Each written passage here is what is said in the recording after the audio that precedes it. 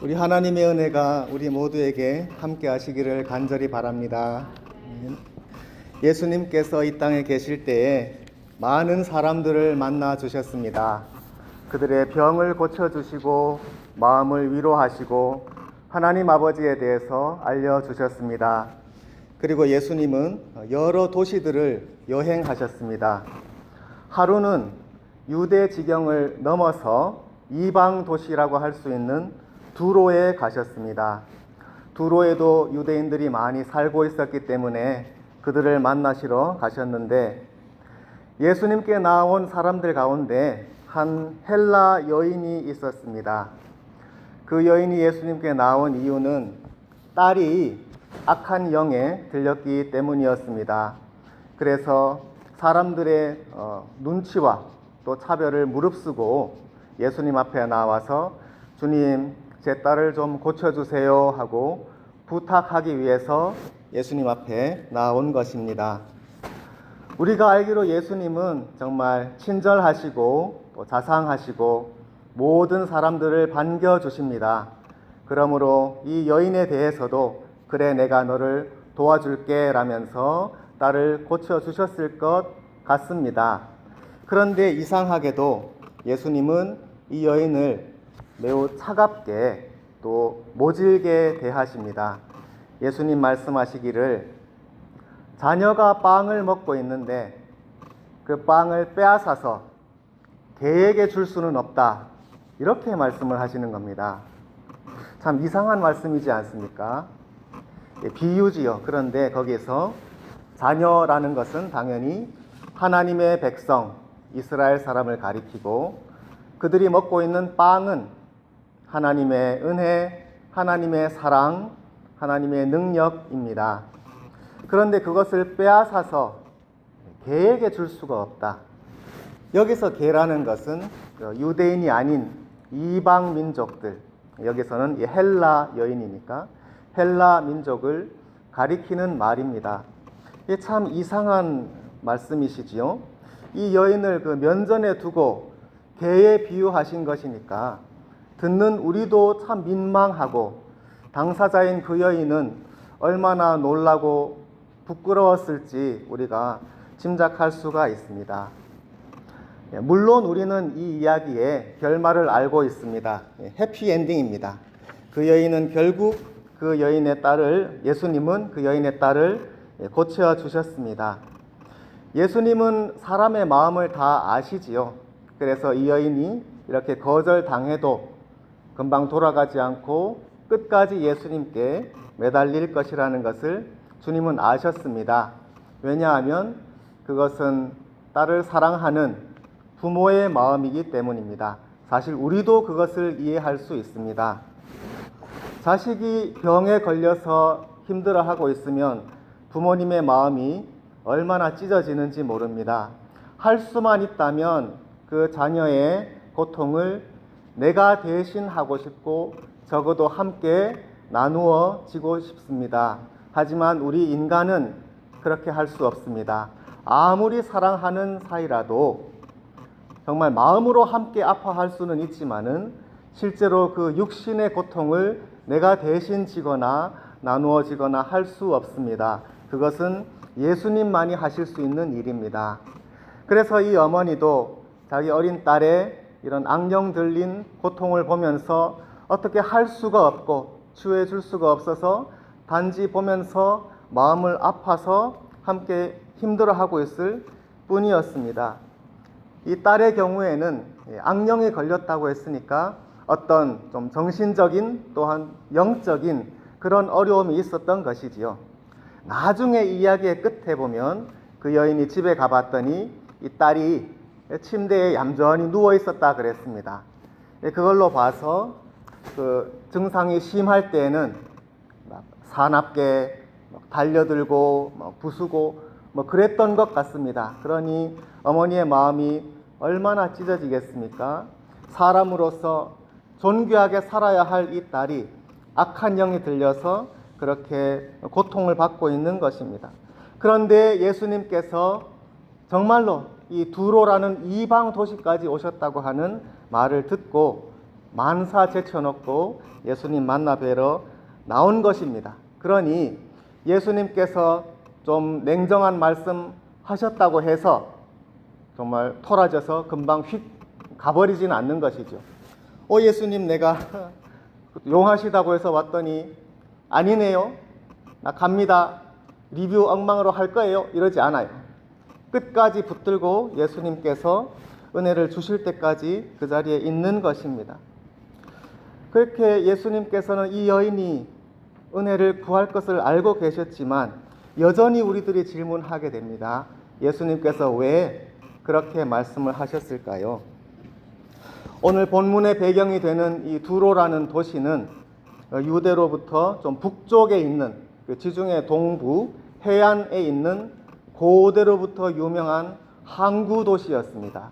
무역이 성했고요, 지중해 세계의 모든 도시에서 배들이 들어와서 물건을 내리고 무역하고 문화들이 섞이고 하는 정말로 풍요로운 그런 도시였습니다.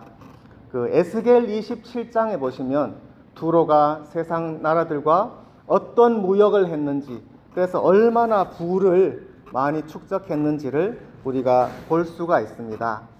그런데 이 두로라는 항구 도시가 헬라 문화권, 그러니까 그리스 문화권이죠. 헬라 문화에 완전히 편입된 것은 알렉산더 대왕 때입니다. 알렉산더는 마케도니아 왕이고, 그런데 그리스 지역을 다 통일한 다음에 대륙을 넘어서 아시아를 정벌하러 옵니다. 그 당시에 아시아를 다스리던 나라는 페르시아 제국입니다. 페르시아는 정말 세계사에 유례가 없을 정도로 크고 강력한 그야말로 초강대국이었습니다. 그 당시에 소아시아, 오늘날 터키지요. 소아시아에서 인도까지 광대한 영토를 왕 한 사람이 중앙 집권적으로 강력하게 다스리던 세계사에 유례가 없는 그런 안정적인 제국으로 수세기를 지탱해 왔습니다. 그에 비해서 그리스는 그래봤자 섬 몇 개 있는 그야말로 변방이고요. 그런데 알렉산더가 장군들을 이끌고 페르시아를 치기 위해서 온 것입니다. 그래서 소아시아, 오늘날 터키 지역에서 페르시아 왕과 1차전을 벌여서 승리합니다. 그리고 바로 내륙으로 진격해 가는 것이 아니라 그 방향을 남쪽으로 돌려서 이집트를 정벌하러 갑니다. 그 이유는 이집트를 미리 정벌해 놓지 않으면 나중에 그들이 올라와서 후방을 칠 수도 있고 또 고향으로 가는 보급로를 끊어버릴 수 있고 그렇습니다. 그 지리가 딱 그렇게 생겼습니다. 그래서 예나 지금이나 유럽에서 아시아를 치려면 반드시 이집트를 손에 넣어야 합니다. 알렉산더가 그것을 잘 알고 있기 때문에 남쪽을 향해서 진군하는데 그 이집트로 가는 그 지중해 동해안 그 해변을 따라 내려가는 겁니다. 그 길목에 두로가 있는 겁니다. 그래서 사신을 보냈습니다. 내가 지금 이집트를 치러 가고 있으니 성문을 열고 나에게 항복하라 하고 사신을 보낸 것이지요. 그랬더니 두로 사람들이 뭐라고 했는가? 웃기시네 그랬습니다. 그러면서 사신을 들어서 바다에 던져버렸습니다. 알렉산더가 뚜껑이 열렸겠죠. 그때 알렉산더의 나이가 23살입니다. 여러분 23살 때 기억나시죠? 아주 키가 끓지 않습니까? 이게 성질을 제대로 건드렸습니다. 그런데 두로 사람들이 그렇게 큰 소리를 친 이유는 그 바다 해안이 있고 해안에서 약 반 마일 정도 떨어진 섬이 있습니다. 그 섬에다가 아주 튼튼한 요새를 만들어 놓은 겁니다. 성벽의 높이가 60m라고 하니 정말 아주 튼튼한 그런 성을 만들어 놨습니다. 그리로 피난해서 성문 꼭 잠가 놓고 있으면 아무도 함락할 수가 없는 겁니다. 그래서 그리로 섬으로 피해서 이제 숨어 있는 것이죠. 그리고 알렉산더가 우리는 못 건드릴 거라 생각하고 있었는데 알렉산더가 어떻게 했냐면 이 해안에서 그 섬까지 한 반 마일 정도 되는 그 바다를 메워서 도로를 만듭니다. 미친 사람인 거예요, 정말로. 그래서 돌과 흙을 운반해서 바다를 메워서 실제로 도로를 만들기 시작하는 겁니다. 그러니까 두로 사람들이 성 위에서 내려다보고 얼마나 정말 간담이 서늘해졌겠습니까? 치열하게 방어했습니다. 불화살을 쏘고 돌을 던지고 심지어 배에 불을 붙여서 띄워보내고 했지만 결국 7개월 만에 무너졌습니다. 도로가 완성되었고 알렉산더의 화난 군사들이 쳐들어와서 복수를 합니다. 성을 무너뜨리고 불태우고 죽입니다. 알렉산더는 나에게 불순종하는 자들은 어떻게 된다는 것을 세계에 보여주기 위해서 2,000명을 십자가에 못 박았습니다. 해변을 따라 수마일을 십자가가 그렇게 늘어서 있는 모습은 상상만 해도 끔찍합니다. 여러분, 우리에게 십자가는 하나님의 은혜의 상징입니다. 기독교를 나타내어주는 가장 중요한 표지입니다. 그러나 원래 십자가는 사람이 사람을 가장 잔인하게 살해하는 사형 툴이라는 것을 잊어서는 안 됩니다. 우리 호모사피엔스라는 인간 종이 이만큼 악하다는 것을 보여주는 증거입니다. 사람이 사람을 이만큼 미워할 수 있다는 것을 보여주고 있습니다. 이것이 기독교의 표지입니다. 알렉산더가 자기에게 순종하지 않았다는 그 이유만으로 그 많은 사람들을 죽이고 십자가에 못 박았을 때에 그 마음은, 심리의 상태가 어떠했는가? 알렉산더는 자기 자신이 신이라고 생각했습니다. 실제로 그랬습니다. 마게도니아의 왕이기 때문에 헤라클레스의 자손이다 그랬습니다. 그리고 헤라클레스는 또 제우스 신의 자손이기 때문에 자기는 제우스 신의 자손이다 이거예요. 자신은 신이기 때문에 자기 말을 듣지 않는 인간들을 이렇게 마음대로 멸할 수 있다, 그런 심리 상태인 것입니다. 그러나 겸손할 줄 모르고 자기 마음이 신이 되어서 교만의 극치를 달리고 있는 그의 죄된 마음은 사람이 아니라 짐승의 마음입니다. 여러분, 우리가 다른 사람을 해쳐서는 안 됩니다. 10계명 중에 6번째 살인하지 말지니라 너무나 잘 알고 있습니다. 살인하면 안 된다는 것은 세계 모든 나라의 법과 도덕에 다 있습니다. 당연한 얘기입니다. 그런데 여러분, 성경에서 왜 살인하면 안 된다고 말씀하십니까? 당연히 안 되는데 사람이 사람을 해쳐서는 안 된다고 하나님께서 주신 이유는 무엇입니까? 창세기 9장에 그 답이 있습니다. 노아의 홍수가 끝난 직후인데 하나님 말씀하십니다. 사람의 피를 흘리면 그의 피도 흘려야 한다.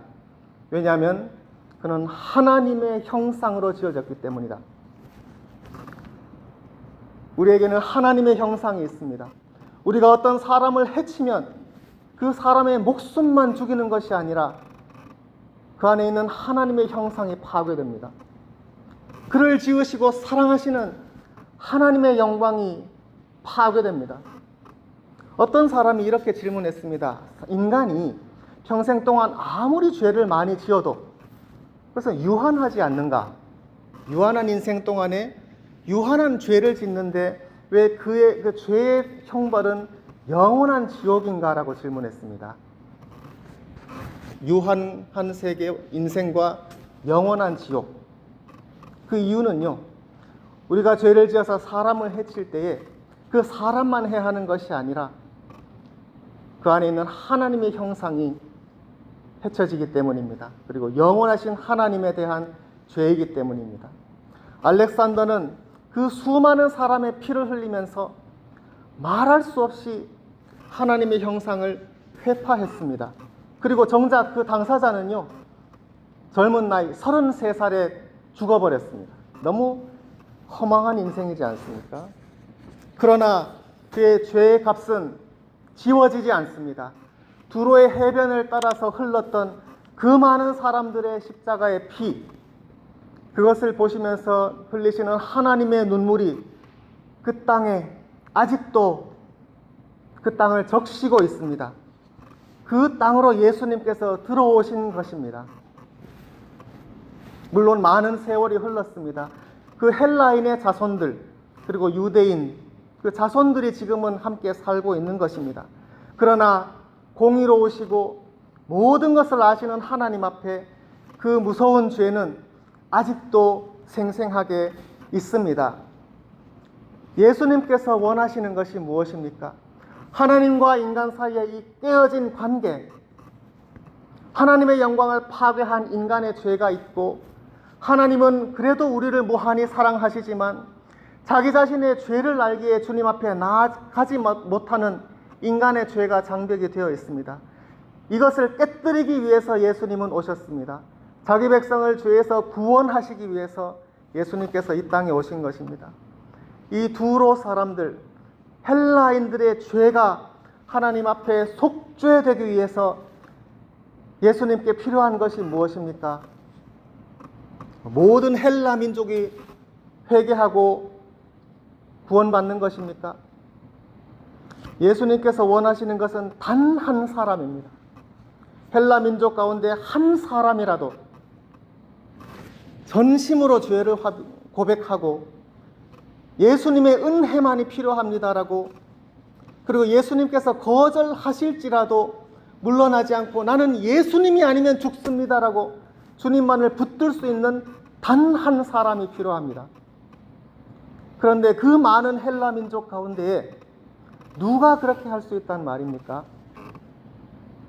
나에게 가진 것이 있으면, 내가 이것은 내 인생에서 포기 못하지라는 것이 있으면 그렇게 하지 못합니다. 예수님은 가진 것을 다 팔아서 가난한 사람에게 나누어 주고 나를 따르라 말씀하셨지 않습니까? 전심으로 예수님의 은혜를 온전히 구하기 위해서는 내가 가진 모든 것을 다 내어놓을 수 있어야 합니다. 그런데 보통 사람들은 그렇게 하지 못합니다.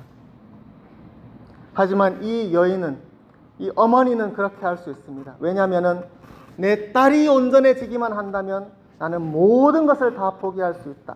가진 재산뿐 아니라 나 자신의 자존감, 사람들의 나를 향한 평판, 이런 것들도 다 내어놓을 수 있고 주님 앞에 오로지 주님의 은혜만이 필요합니다라고 호소할 수 있는 그런 사람이 이 여인이기 때문입니다. 결국 이 모든 문제의 해결은 사랑입니다. 사랑 안에 두려움이 없고 사랑은 모든 두려움을 내어쫓습니다. 딸을 향한 이 어머니의 위대한 사랑만이 이 모든 죄의 장벽을 무너뜨려버리고 예수님 앞에 담대히 나아가게 되는 것입니다. 그리고 예수님께서 일단 거절하셨지만 물러나지 않고 끝까지 나는 주님의 은혜만이 필요합니다라고 주님을 붙드는 것입니다.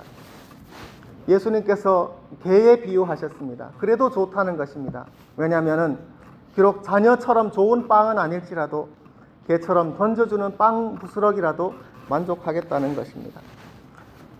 프랑스의 소설가 알렉산드 듀마의 몽테크리스토 백작이라는 소설이 있습니다. 거기에 보면은 에드몽 당테스라는 주인공이 불과 19살 나이에 출세해서 선장이 되고 결혼을 하고 인생의 정점을 맞이하지만 시기한 친구들의 모함에 의해서 갑자기 체포되어서 감옥에 갇혀서 평생을 살게 됩니다. 그 아버지가 그것을 보고 너무나 충격을 받아서 음식을 거절하고 끝내 굶어서 돌아가십니다. 그 당테스가 탈옥을 하지요. 그리고 부자가 됩니다.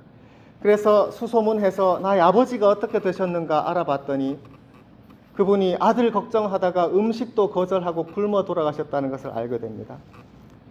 무너지는 가슴으로 탄식을 합니다. 한 마리의 개라도 주인에게 버림받고 쫓겨나서 굶주리고 병들고 더러워져서 모든 사람들이 미워하는 개라 할지라도, 그래서 사람들이 그 개를 보면 다 돌 집어 던지고 막대기로 때려서 누구나 미워하는 그런 개 한 마리가 있다 할지라도 이 사람들 가운데 누군가 한 명은 자비를 베풀 수 있다. 그래서 한 사람이라도 불쌍히 여기는 마음이 있다면 그 개에게 빵 부스러기 하나 던져줄 것이다.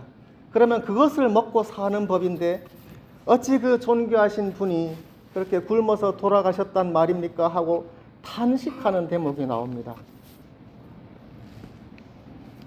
주님은 개에 비유하셨지만 그러나 식탁에서 떨어지는 한 부스러기의 빵이라도 나는 만족합니다. 충분합니다. 왜냐하면 그것이 주님의 은혜의 부스러기이기 때문입니다. 하나님의 은혜는 크고 작은 것이 없습니다. 큰 은혜, 작은 은혜 그렇게 나뉘어지지 않습니다. 크기가 중요한 것이 아니라 이것이 정말 하나님의 은혜인가, 이것이 진짜라면 그것이 우리를 살립니다. 이 여인이 비록 아주 작은 부스러기의 빵을 받아 먹었지만은 그것이 정말 예수님께서 주시는 하나님의 참된 은혜였기에 이 여인을 살렸고 그 딸이 구원받았습니다. 이것이 이 여인 한 사람만을 살린 것이 아니라 온 헬라 민족에게 하나님께서 주시는 구원의 표상이 됩니다. 모든 사람을 위한 복음이 됩니다. 만일 예수님께서 이 여인 한 사람에게만 친절을 베푸셨더라면, 그래서 바로 곧 딸을 도와주셨더라면 그것은 이 한 사람을 위한 은혜로 끝났을 것입니다. 그러나 이 여인이 헬라 사람이라는 것 때문에 이런 모질게 대하심을 통해서 그 여인에게 끝까지 예수님을 붙들 수 있는 기회를 주셨습니다. 이것은 예수님의 거절이 아닙니다. 1차적으로 겉으로 보기에는 거절의 말씀처럼 보이지만, 그러나 그 배후에는 깊은 진정한 초대의 말씀이 있습니다. 딸아, 어서 오너라. 너를 기다렸다. 네가 구했으니 너는 받을 것이다. 풍성하신 하나님의 은혜를 진정으로 받아 누릴 것이다. 너의 딸이 귀신에서 노임을 받았느니라. 그래서 그 여인과 딸이, 그리고 모든 헬라 민족이 그들을 향한 하나님의 은혜를 체험하게 되었습니다. 그들은 모릅니다. 대부분의 헬라 민족은 아직 모릅니다. 그러나 우리가 무지하다고 해서 하나님의 사랑이 취소되지 않습니다. 이 세상에선 예수님을 믿는 사람도 있고 믿지 않는 사람도 있습니다. 그러나 예수님을 믿지 않는다고 해서 예수님의 그들을 향하는 사랑이 없어지지 않습니다. 하나님은 지금 이 시간에도 모든 사람을 기다리십니다. 그리고 그들을 품에 안으십니다. 그들이 하나님으로부터 멀리 떨어져 있는 것이 아닙니다. 사실 죄가 더한 곳에 은혜가 더 넘칩니다. 나는 죄인이라서 하나님 앞에 나아갈 수 없다고 하는 그 사람을 하나님은 더 붙들어 안으십니다. 단지 그들이 하나님께 등을 돌리고 있을 뿐입니다. 방향을 바꾸어 하나님을 향하기만 하면 이미 하나님께서 예수님을 통해서 우리에게 넘치도록 주신 십자가의 은혜와 하나님의 사랑이 그들을 온전히 변화시킵니다. 여러분, 교회가 하는 일이 이것입니다. 크든 작든 교회가 하는 것은 사람들에게 예수님의 은혜가 이미 임했다는 것을, 하나님의 일이 우리 모두를 충분히 사랑하신다는 것을 세상에 알리는 것입니다. 그리고 우리가 그 사랑과 은혜를 먼저 받고 알았기 때문에 그것을 증언하는 따름입니다. 교회에 속했다고 해서 다른 사람들보다 본질적으로 나아지지는 않습니다. 그러나 교회를 구분하는 것은 예수님의 은혜와 사랑을 체험하고 누리고 증언한다는 것. 그러나 그것이 하나님께서 온 세상 교회에 주신 가장 귀한 복이고 우리에게 주신 가장 귀한 선물이요 사명입니다. 우리 모두의 삶이 어느 곳에 있을지라도 우리 주님의 사랑과 은혜를 증거하는 복된 삶이 다 되시기를 간절히 바랍니다. 기도하겠습니다. 주님의 은혜를 감사합니다. 주님, 예수님은 이 땅에서 지금도 고통받는 수많은 사람들을 위해서 오셨습니다. 주님, 우리 모두는 주님의 은혜가 필요합니다. 저희가 오직 주님의 은혜와 사랑만을 바라보도록 도와주시옵소서.